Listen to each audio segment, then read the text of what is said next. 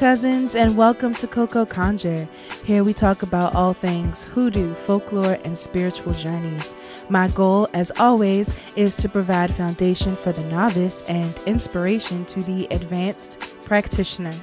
If you haven't guessed already, my name is CoCo. Cousin, I am super psyched to have you here with me today. Please be sure to follow and subscribe wherever you are listening.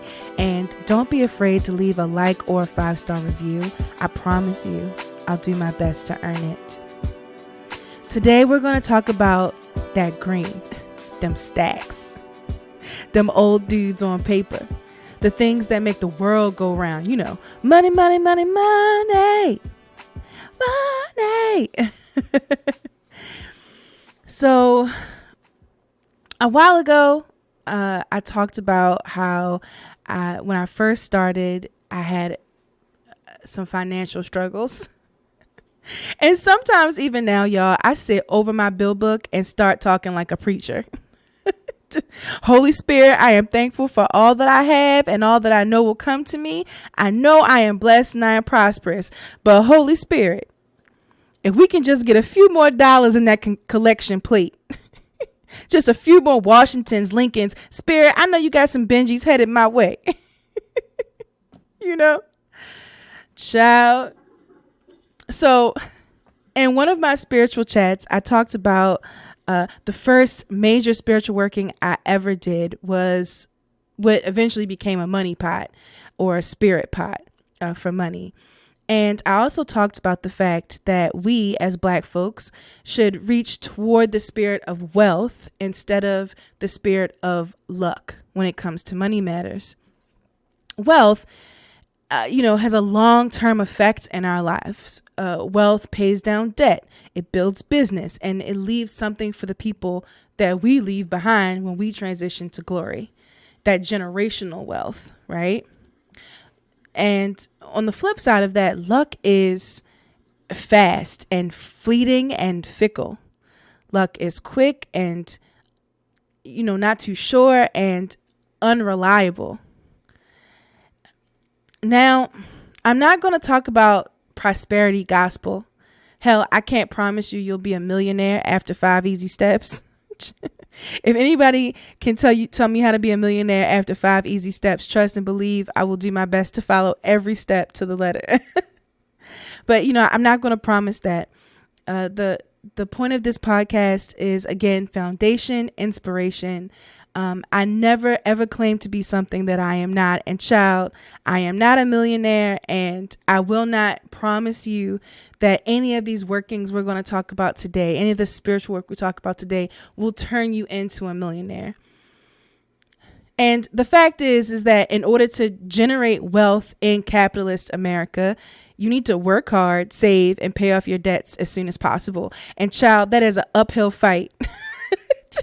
It's an uphill fight because in order to get that good job that makes that good money, you have to go to trade school or you have to go to college. And now you have student loan debt, like I talked about before, in the Black community, we in America, at least, we're not good with generational wealth. We're not good with passing down, with building and then passing that down. We focus, a lot on material things instead of building what can be with what we want to last. All of that said, though, as a hoodoo, I do believe that there are definitely things we can do. Things that are spiritual that we can do, spirits we can petition, magic that can be worked, that will help us not just survive, but thrive and leave that generational wealth. But it first starts with us. It first starts with building something. So I'm going to talk about some works that we can do to get us started in building wealth and keeping our eye on our money and our money always on our mind. Things that we can do that will put us in the overflow so that way we can live comfortably and be successful. Now, in true CoCo fashion, I hit the books. I cracked open a spine to see if there were any traditional workings that could be done for money matters. And child, cousin, Although I definitely did not read the entirety of Harry Hyatt's compendium, what I did find was mostly geared towards luck. You know, Hyatt's informants gave all sorts of fetishes and spiritual work from when you hit the casino or you got a hot game of spades being played, you know, but between the luck workings and the gambling workings, I did find a few gems to share. First, I found a prosperity wash for better business or a prosperous home. On a Wednesday before noon, you get 1/2 cup of sugar and a tablespoon of allspice and a piece of saltpeter. You add all of that to water and scrub the front porch of your home or the entrance of your business down. That comes straight from Harry Hyatt's book.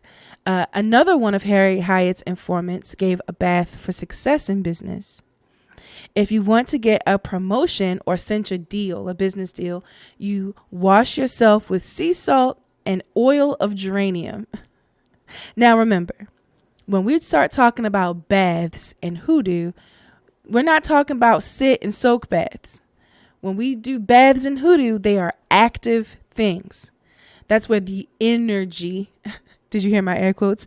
Energy comes in, right? Energy is not spirit or like the feel of something. Energy is your actual exertion, right? It's the actual act of doing it, right? So you scrub up to bring something towards you. You scrub down to get rid of something. So you get in that bath and you scrub yourself up or down, however you want to make that work for yourself.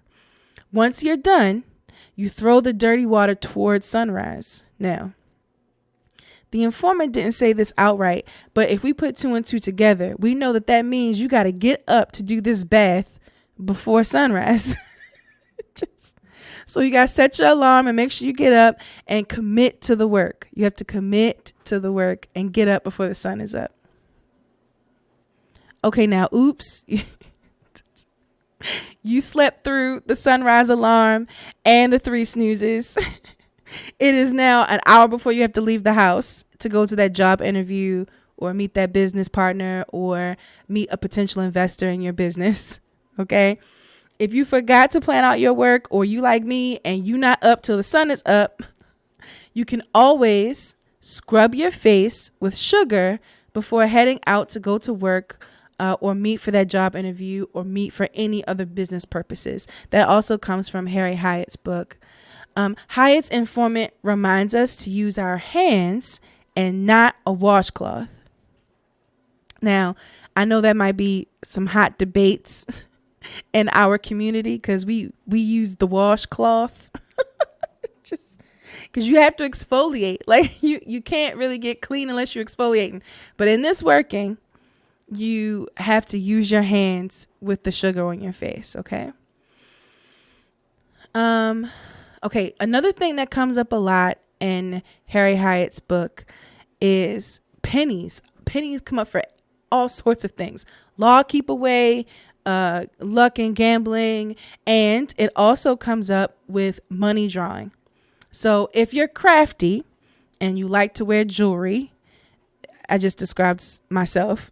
I'm crafty and I love a good piece of jewelry. But if you're crafty and you like wearing jewelry, here's what you do. You get yourself 7 pennies. Make sure you scrub down them pennies good and clean. Okay. Then you drill a hole in the middle of each one and you string the pennies up to make a necklace. According to one of Harry Hyatt's informants, this will attract money to you and you can wear it like a luck charm. Okay. So 7 pennies, scrub them down. You're going to drill a hole in the middle and then string them up like a necklace, and you wear it whenever you need to draw money towards yourself, whenever you are in situations where you need wealth on your side. And finally, in Hyatt's book, I found a boss sweetening. For those of us who don't want to be the boss, we just want to check in, clock out, cash the check. Okay. This is for you if you like that. You don't want to be nobody's boss. You're just trying to clock in, clock out, cash a check. Now stay with me because this has a few moving parts. All right. So he says, in a small bottle, you add water, sugar, and your boss's name. Before you meet with them, you shake the bottle and you think about what you want to have happen, okay, in this interaction with your boss. Then you meet the boss and you keep the bottle in your hand and you fiddle with it. Very casual, very nonchalant, very demure. And you talk to your boss about what it is you want or need, or you can like go through a job interview and your boss will give it to you. Now, like originally this was meant to get a job. Your boss gives you a job, but we're talking about a time where, the black folks went to the factory, went to the whatever, and they did work day by day instead of jobs like how we have. Like I sit in an office. I don't sit in an office anymore, but I do office work, right? So it's not exactly the same, but it's definitely adaptable in an interview situation or when you are in for like your review, that kind of thing. If you're feeling a little courageous and you're feeling a little cunning, to sit there and fiddle with that bottle without looking like a crazy person. Now, a more aggressive version of this includes Hajjan. You take your Hajjan and some cayenne pepper and some salt. They don't say it outright, but I'm pretty sure the informant means for you to put this in a packet or a mojo, right? Then you say to the mixture, you got to say this to the mixture, boss, you son of a bitch, I have to have this job. I'm going to say that one more time. You got to say, boss, you son of a bitch, I have to have this job. Then you put the packet in your pocket and you go off to the interview, or you ask for that promotion or whatever it was that you needed from your boss. You can find all these and way, way, way more if you are willing to dive into the thousands of pages of text in Harry Hyatt's Hoodoo, Conjuration, and Witchcraft, Volume 1. I will leave a link in the description. Now, something you might come across anywhere, not just in Hyatt's tome of work, are lodestones and lodestone work. Lodestones are naturally magnetized pieces of mineral magnetite. They should look grayish black or dark brown. If you find them in other colors, they were human touched. There's really no other way for me to put that.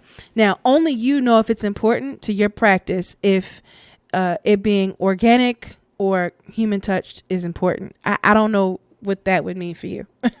Only you know. Okay. But I do know that lodestones are used for attraction because the spirit of lodestones is magnetism. So everyone has their take on it. And I just very recently decided that I wanted to incorporate lodestones into my spirit pot.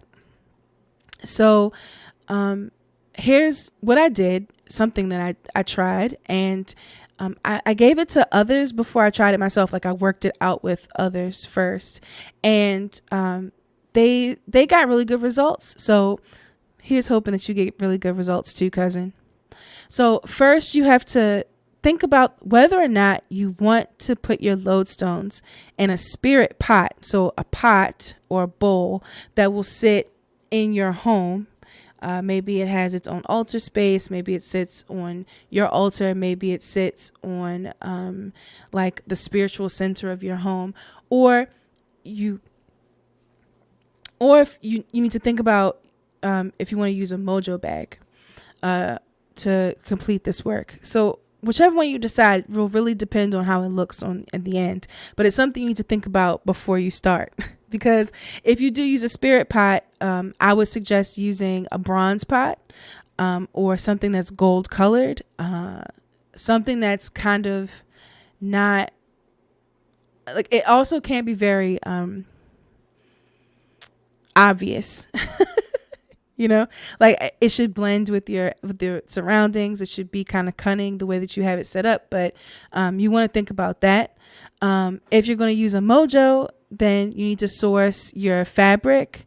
You might want to think about color, if color is really important to your practice. You might want to think about material, like that kind of thing. So you want to think that through first before you start. So first so after you do all that, you need to appeal to the spirit of the lodestone. Okay. And that means you got to give it a name. You have to talk to it. You treat the spirit of the lodestone with respect. Now, some folks aren't particular about letting other people know the names of the spirits they work with. And that's between, that's again, depending on your practice. But between you and me, I don't like to share the name of the spirits I'm working with, unless I want to share that spirit with the person in particular, or I want to pass it on to someone else, right? Because once they know the name of that spirit, they can call on it, basically. And I want this to be very personal to me and to my work, my finances. So yeah, I would call to that spirit, maybe give it some whiskey and tell it what I want it to do, tell it what I know it can do, tell it what I need, right? And how I know it can give it to me. Then I would put it in a pot, or you can put it in a mojo bag, and you feed it with magnetic sand. You feed the spirit with magnetic sand. Not only does the sand feed the spirit of the lodestone, if you do it with consistency, it shows commitment to that spirit. Okay. And it's my UPG that if you show commitment to a spirit, that spirit will in turn show commitment to you and your cause. Okay. Now, before you tie up that mojo, you want to make sure that you add some coins, or maybe even a dollar bill. Double points if it's money that you found out in the wild, out while walking around and just going about your daily life. Okay. So this isn't necessarily something that can be completely assembled in one day. It does take some time. It does take some pre-thought, but you want to decide whether or not you want it in a pot or a mojo. You want to decide whether or not, we want to decide what the materials are going to be, if it's a pot or if it's a mojo. What materials are you going to use? You need to source the lodestone. You need to talk to the lodestone. You need to be comfortable talking to the lodestone. You need to know that it hears you. You need to feed it the whiskey. You need to let it know what you want, what you need. You need to let it know that it's capable of doing those things and that you're appealing to the spirit in that lodestone. And then you want to feed it magnetic sand, and you want to surround it by found money if possible. Yeah, the reason why I prefer a spirit pot, not just the fact that it's one of the first things that I tried and it really worked for me, but it's easy to add the found money to it. It's easy to feed it, you know, and it's fixed in a space that I know it will always be. I don't need to carry it with me all the time. I think if I wanted to carry a money attract work with me all the time, I would probably go for those 7 pennies on a necklace. But the lodestone, I really want it to be in a fixed spot if possible. But that's just how I like to work. Another thing I do is I anoint the found money or anoint any money that I add to this pot, the spirit pot, with a money oil. You know what? I'm going to do something that I normally don't do. Normally, when I give out a oil recipe or something like that, I'll like start it off and then tell you to finish it. But I'm actually going to give you my personal money oil recipe. All right. Now, child, y'all going to laugh when I tell you, because it's only 3 ingredients in a base oil. Right? Like, you go online right now on YouTube or anywhere and you look up fast money oil, millionaire oil. You even go to Etsy or Art of the Root, and baby, you look in that bottle, they will have everything under the sun in that oil that pertains to money. Right? But not your girl. I am a simple and efficient lady. Right? And by limiting myself to 3 plants and a base oil, I'm making sure that my choices are targeted and very specific to what I need done. Right. So I limit my choices because it makes me think through my recipes. All right. So listen carefully because this recipe is so short you just might miss it. I use almond oil as my base, though feel free to use a good quality olive oil if you like. Then I add orange peels, preferably from an orange I ate and dried out myself. Oranges hold the spirit of attraction. And if it's in my body, like if I ate it, I took the time to peel it. I put my personal energy into this, this orange peel. I dried it out. Like I did the work to get it there. Right. So it's just one more way to put my personal spirit into the work. Then I added basil. I'm going to sound so bougie. Preferably basil that I grew myself or basil that my mother grew and dried. Right. Basil is a really good go-to for all money concerns. It's usually something you have in your kitchen already, and also very easy to grow. Even if you have a brown thumb, basil is pretty easy to grow. And finally, I add cloves. Cloves are good, not just for protection, but also for money drawing. Okay. So my recipe, that little simple recipe I gave, almond oil, orange peels, basil, cloves, it has changed over time. I finally found my way to this one, not just because of the results, but I like the way that it smells and I like the way that it feels when I'm finished. When I have it on my hands and I'm working with it, I just feel like, and again, this is UPG. This is unverified personal gnosis. I feel like it agrees with me, right? Out of all the ones I've tried, I feel like this one, it really just agrees with my touch. It agrees with me and my spirit, my roots, right? But feel free to swap out anything that you like, or add anything that you like. Mine is simple because I'm simple, but if you're not simple, you might want to try something a little more full, right? If you do want to swap it out, here's some good choices. Alfalfa is good because it promotes financial success, and it's also said to stave off hunger and poverty. Patchouli is also a good thing to add or to swap in and out. It draws, people usually use it for love work, but it doesn't just draw love. It also draws money, okay, and prosperity. And I think I said this before, I'm a huge fan of mint, especially peppermint. It's traditionally used for protection. But the spirit of mint is also one of abundance. If you plant that sucker directly into the ground, it will spread everywhere.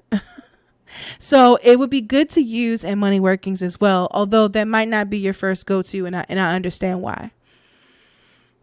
Okay, yeah, so I can't believe I did that. That's my money oil recipe and some other options if you want to try some stuff. I literally just heard a cousin say, okay, Coco, but how do you make the goddamn thing? Okay, well, here you go. To make this oil, you can either use a double boiler and let the oil warm up, and then you add the orange peel and the basil and the cloves, and then you let that go for a while. I wish I could tell you how long. I literally just used, when my ancestors say stop is when I stop, like how you season food. And then you let that go for a while, and then you let it cool. Then you pour it into a dark colored bottle. After it's cooled down. This is good for immediate use because everything has infused into the oil, right? Or you can just add everything to the dark colored bottle and let it sit for 7 to 14 days. It's easier to do, sure, but if you go with this method, you have to make sure you give yourself 7 to 14 days time, so that way everything infuses. Right? So if you need it today, don't go with put it all in a bottle and pray on it. You're going to have to infuse it. You're going to have to get those spirits infused together to create something out of all of those things. So some folks would also say you need to charge. I don't know if you heard my air quotes. You need to charge your oils and tools. If that's you, you're not strictly Hoodoo, you also follow other practices and you want to charge your stuff, I would say to set it out under a full moon. I don't do that. I used to at the beginning of my practice when I was kind of a little more like witchy, a little less Hoodoo. But I don't anymore. And I found that it doesn't make a difference in my work, whether it sits under the full moon or not. But it might for you, and I'm not going to disagree with you. Personally, though, besides making sure that I'm using things that I touch, that I have access to, things I grew, things I ate, that kind of stuff. I add a little bit of my personal power by blowing over it or singing to it. I definitely talk to the spirit of each thing as I add it in, and just reminded of its power and what it's meant to do and what it can do for me. I don't know if that's a Hoodoo thing or a CoCo thing, but I find that that's really helpful. And I feel like I've connected with the spirit of each thing as I'm crafting this new oil, crafting a new spirit out of for this oil. As a matter of fact, the first time I created the oil, I used to chant the Ching Ching song. Y'all, I know y'all know that one. It was like everywhere on TikTok a few years ago. It goes something like, ching, ching, ching goes the money tree. Every time a ching, money comes to me. It all flows in so abundantly from the top, left, right, and up under me. Wave, wave, wave, I'm a money wave. Money flow, money made. Flowing in and out plus money saved. Debt, debt, debt, all debt is paid. I loved that. Because it sounds like a petition. It's a petition to, and it says what I need, it says what I want, and it's easy to remember because of the rhyme. I loved it. I'll leave a link to where I found it in the show notes, because I definitely didn't come up with that on my own, trust me.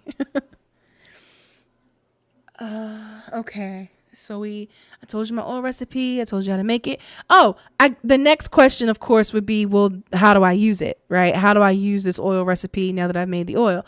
The obvious answer is to dress a candle with it. I don't use many colored candles in my practice, not anymore. But when I do grab a colored candle from money work, I usually go for gold or yellow. I know I just threw some people off. The obvious answer is green, right? But you heard right. I said gold or yellow. I like it because it really speaks to the material wealth that I'm aiming for. Not just growth, not prosperity. I want money. I want I want the material wealth, please. So yeah, I dress a candle. I write my petition either on the glass if it's a 7-day candle, or I write it on paper and then set that paper underneath the fire safe container that the candle is in, because safety is important. And then I sit that near the front door or in the spiritual center of my house. That's easy. That's the easiest thing to do. I already said that I anoint my money with my money oil before I add it to my spirit pot. It doesn't matter if it's a lodestone spirit pot or not. That's just something that I've always done. I don't just anoint it though. I will tell you that I take a bit of the oil in my hand and I write my name on that money. So when the cash is donated or I spend it for something I need, it's trained to come back to me, right? If you don't want to use your finger, you can find one of those roller ball jars, like the ones that the perfume samples come in. And you can use that to write your name on the money, right? So that way you're training the money to come back to you. You're signing your name on that money so it knows that it belongs to you. So yeah, there's a long ass list of money works that you can do in addition to going over your budget and paying attention to your debt, so on and so on. Like I said, none of this might make you a millionaire, but by pairing these spiritual practices with mundane discipline, you will definitely start living in your overflow. All right. We have made it to the portion of the podcast where I venture off into the interwebs and find some questions to answer. Okay, so the both of these come from Reddit. The first question says, "Tried to manifest money. This is what I got." So it says, "So I guess I have to be specific on the number because I'm rich." And then it has a photo of a check for 3 cents. Joking, but honestly, how do you do a money spell correctly? I'm so bad at them. All right, cousin. So first of all, I don't try to manifest money. Manifesting means that I say what I want, I throw it out to the universe. I keep positive thoughts of this thing in my mind, and then the money, the universe will find a way to bring the money to me. So I don't like that method. I find that method is not always helpful, especially when you're stressed about money, because you're stressed about money and you're thinking about how much money you don't have. And so if you're trying to manifest money in this way, you keep thinking about the money you don't have. That's what's going to you'll keep not having money. Right? It's like saying only don't think about purple elephants. Right? Don't think about the purple elephant in the room. Just think about how this room is completely normal. You're not going to think about the room being normal. You're going to think about the purple elephant sitting in the corner, because that's the most glaring and obvious and most stressful thing. Like, what the hell is a purple elephant doing in your house, right? Like is it going to charge? Elephants are dangerous. Like, that's what's going to be on your mind, not what you want to have happen, but what is happening to you. So I don't try to manifest anything. Instead, I conjure. We conjure. We're hoodoos. We conjure. We give it to the spirits, whether that's a saint, whether that's spirit, capital S, whether that's the Abrahamic God, whether that is like the money oil that I put together, the lodestone pot, that kind of stuff. These are all like earthly spirits that we're working with, and we enlist them to help us, or we petition for them to assist us, right? So that's number one. Number two, you have to be specific. So if you just want money, like if I just want money to flow into my life and stay in longer than it goes out, I don't necessarily need to be so specific about that. But if I'm trying to petition for, I don't know, I'm $300 short on rent, I'm not. I do not claim that. But if I was $300 short on rent, you would put down in the petition that you need that money and why you need it, right? Like you say what you need specifically. And so that way, when the petition comes to fruition, you get what you need, right? That's the way that goes. So yeah, I'm not a big fan of manifestation. I don't think that it's particularly helpful, and it fails more than it hits, for sure.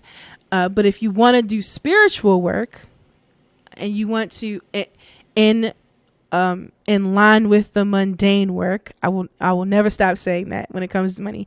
You have to have the discipline. You got to do the mundane stuff too. Okay. But if you want to do spiritual work, manifestation is not the thing to reach for when it comes to money, because when you don't have money, that's the only thing you can think about, and that's what you'll attract. Sorry to tell you that, cousin.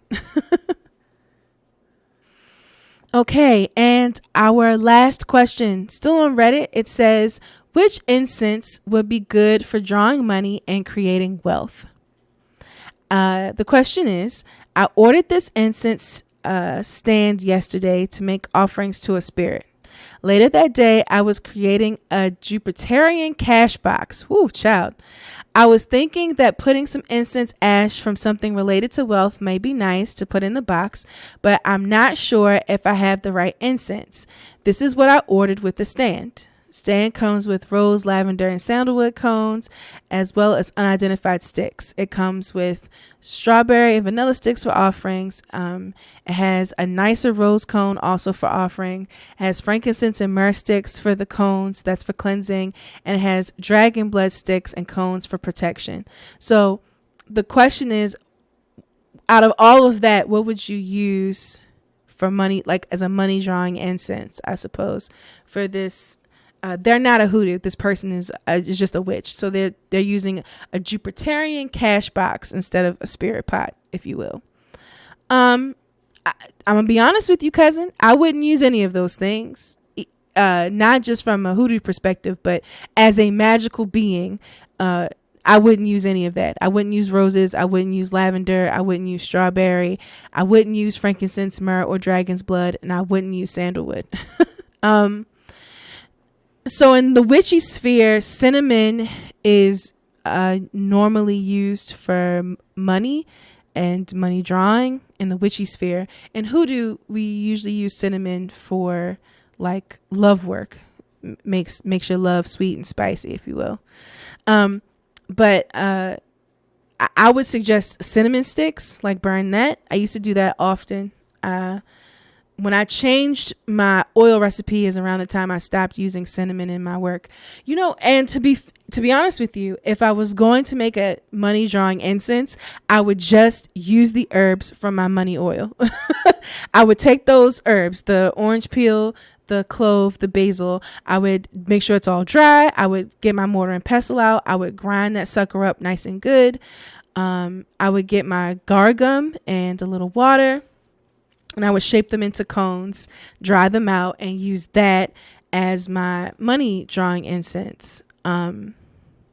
If that's too much for you, if you ain't trying to sit there and knead dough to make the incense cones, I get it. I'm weird. I'm extra. I don't use a lot of ingredients because I do a lot with those things. Right.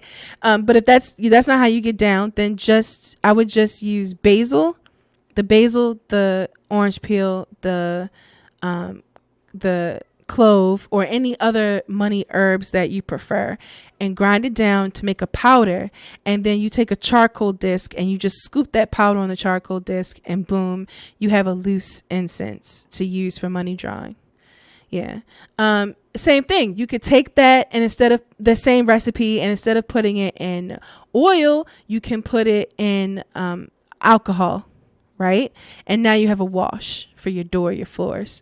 You could put it in your bath water, and now scrub up with it, right? Scrub with it. Now you have a spiritual bath. So, I guess the point I'm saying is that when you work with the herbs itself, when you work with the plant material itself, instead of the pre-made incense cones, that kind of thing, the heme incense cones and that kind of stuff, instead of working with that, when you work with the herbs itself, you can create more. It's more versatile, and you can do more with it, and you have a little bit more control over how it's being used, and it's adaptable to different situations. Yeah. Okay, we've made it to the end of the podcast. Congrats if you stuck it out with me this long. I don't know if you guys heard, but my cat Grace Jones said it was time to go to bed. So I guess it's time to go to bed. When the spirits in the house tell you it's time to wrap it up, you wrap it up. Cute cat. Anyway, okay. Before we go, cousin, I just want to let you know that you deserve the world. We have to build ourselves up. Sometimes the generational wealth isn't there, and we got to start from scratch. If we keep our mind on our money and stay disciplined, and we add in these spiritual resources, there's no limits on how far we can go easily. I want to remind you that you are not just a magical being, you are a creator. Okay. It's okay to get your hands dirty and craft, especially if that's your calling. That's what you feel called to do.